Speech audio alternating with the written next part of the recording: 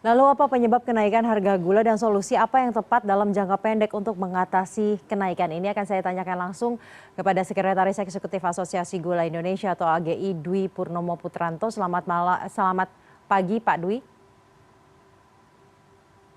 Selamat pagi, Mbak Sasha. Baik Pak, Pak langsung saja faktor apa yang sebenarnya menyebabkan harga gula ini meroket?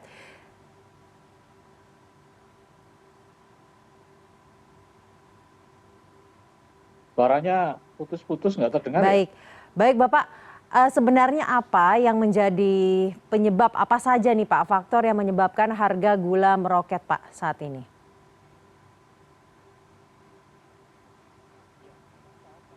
Ini masalah harga kan pembentukan antara supply dan demand ya. Saat-saat ini tekanan dari sisi supply ini memang cukup berat. Ya, karena memang pertama ini adalah off season, di mana musim giling dulu mulai, stok yang ada di gudang PG yang terdata itu sudah semakin turun.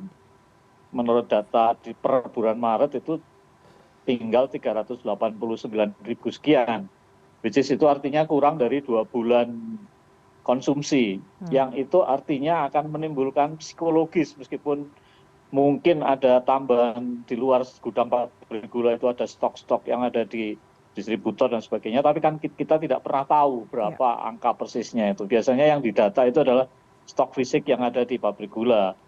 Stok fisik yang ada di pabrik gula itu sudah tidak dikuasai pabrik gula, artinya mungkin ada tapi hanya mungkin kurang dari 30%. Yang lain adalah sudah milik pedagang. Hanya mereka menitipkan di sana. Jadi kita perilakunya tidak tahu persis itu. Nah, kemudian juga kita hanya mengandalkan pabrik gula yang nanti akan segera giling. Tetapi khusus untuk tahun ini dengan dampak daripada El Nino tahun yang lalu, giling kemungkinan akan mundur karena akibat kekeringan yang dialami tanaman tebu itu banyak yang harus di replanting karena kekeringan, sehingga akhirnya pada misalnya giling biasanya pada bulan-bulan Mei gitu, mungkin ini bisa mundur karena tebunya muda semua, sehingga akan ada delay untuk bisa masuk ke pasar terhadap produksi yang akan datang ini, yang di tahun giling yang akan datang. Kemudian juga impor juga banyak tekanan-tekanan yang dihadapi pada saat ini karena sumber-sumber negara pengekspor gula ke Indonesia itu adalah India, Brazil, Thailand misalnya. Itu masing-masing mempunyai permasalahan kendala sendiri-sendiri. India sudah state bahwa dia tidak akan ekspor karena penggunaan konsumsi dalam negerinya juga tinggi, kemudian juga ada konversi ke bioetanol. Brazil kita tahu lokasinya sangat jauh, jadi ada delay delivery yang akan lama kalau misalnya impor dari sana. Thailand juga produksinya drop karena ada gangguan iklim. Kemudian juga ada persaingan bahan baku, persaingan komoditi antara tebu dengan singkong, sehingga mungkin jumlah yang bisa diekspor juga semakin sedikit.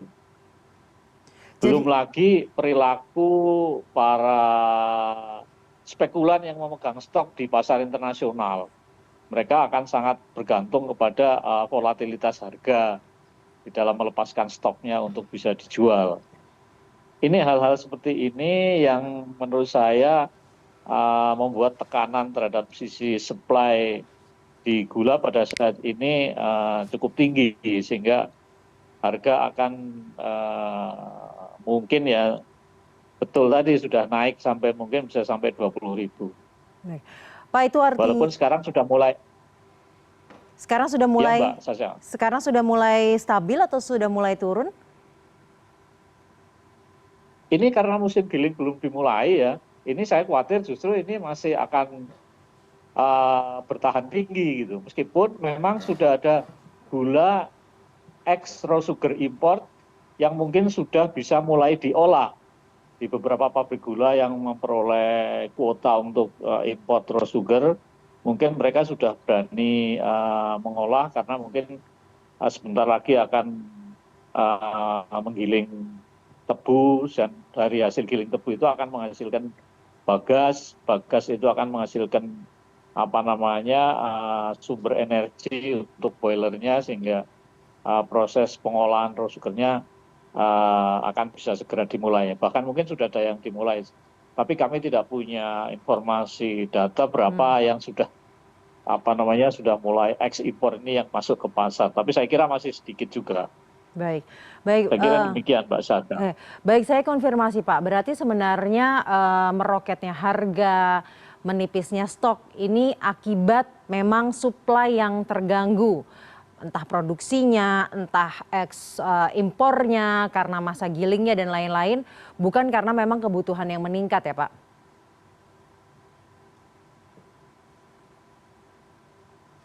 Iya, kalau kebutuhan menurut saya kan ini Lebaran sama puasa sudah lewat ya.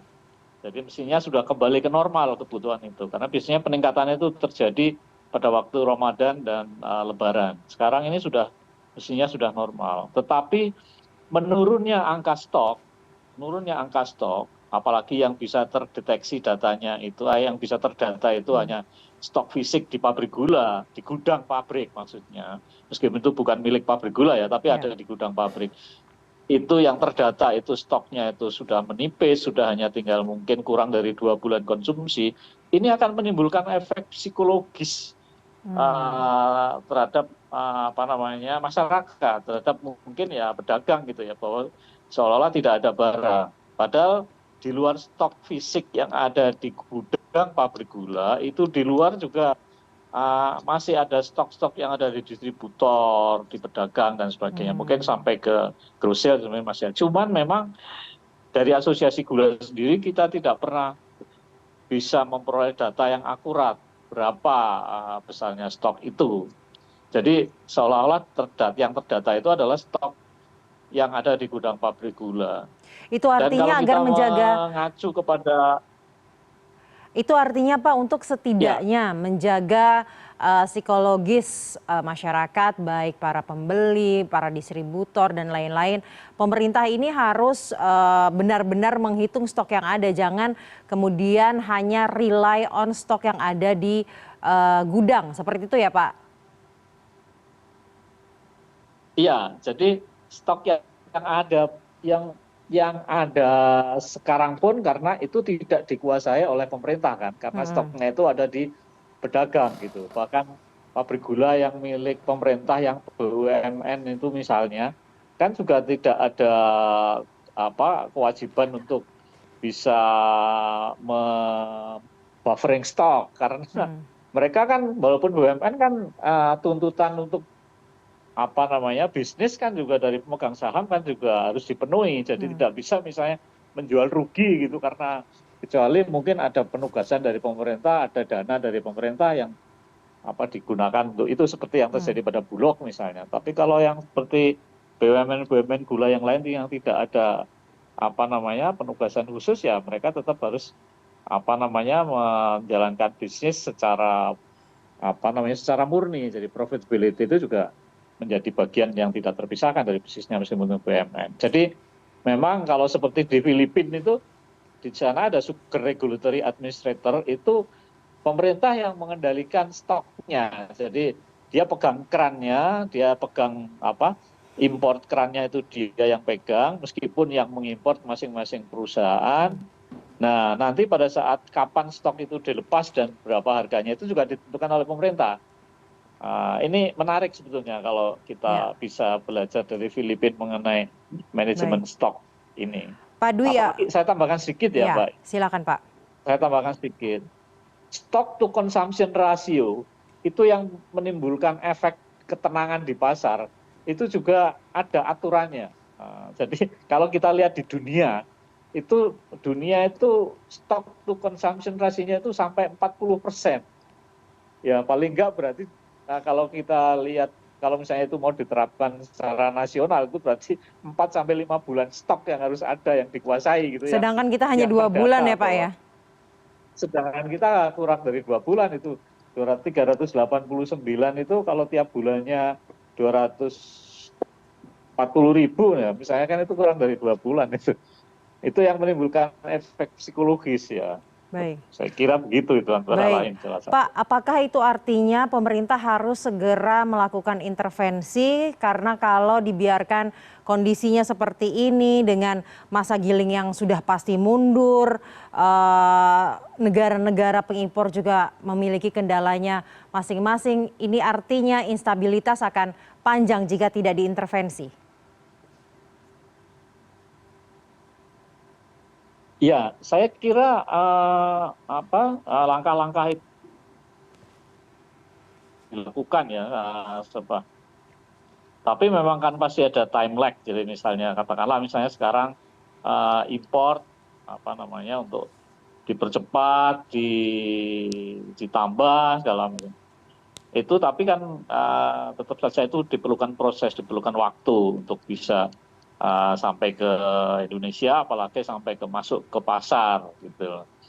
Sekarang mungkin sudah dilakukan beberapa langkah-langkah seperti pengaturan relaksasi mekanisme harga dan segala macam sehingga orang lebih lebih safe, merasa safe gitulah untuk berdagang gula. Tapi juga itu mungkin masih perlu waktu ya untuk bisa sampai stabil benar gitu. Baik, apakah artinya pendek saja Pak? Apakah artinya jika intervensi segera dilakukan oleh pemerintah apapun impor atau intervensi lain ini artinya dalam 1-2 bulan ke depan harganya bisa jauh lebih stabil? Saya tidak yakin itu. Saya tidak yakin sampai tiba musim giling dan nanti baik produksi ekspor sugar yang diolah masuk pasar, kemudian produksi gula tebu itu juga masuk pasar. Ya, musim giling kapan Pak? Ya, kalau secara teknis ya, yang biasanya April mungkin sudah ada yang giling ya, kemungkinan kalau secara teknis mengikuti kemasakan tebu harusnya mundur. Tapi kalau melihat kira-kira kapan Pak musim gilingnya? Mestinya ya paling cepat akhir Mei itu. Akhir Mei, musim giling. Akhir Mei, baik, gitu ya. Baik, itu artinya stabilitas gula ini masih berubah-ubah setidaknya hingga bulan Juni nanti seperti itu ya Pak ya. Terima kasih Sekretaris Eksekutif. Baik, terima kasih Sekretaris Eksekutif Asosiasi Gula Indonesia Dwi Purnomo Putranto telah bergabung siang hari ini bersama kami di CNN Indonesia News Hour.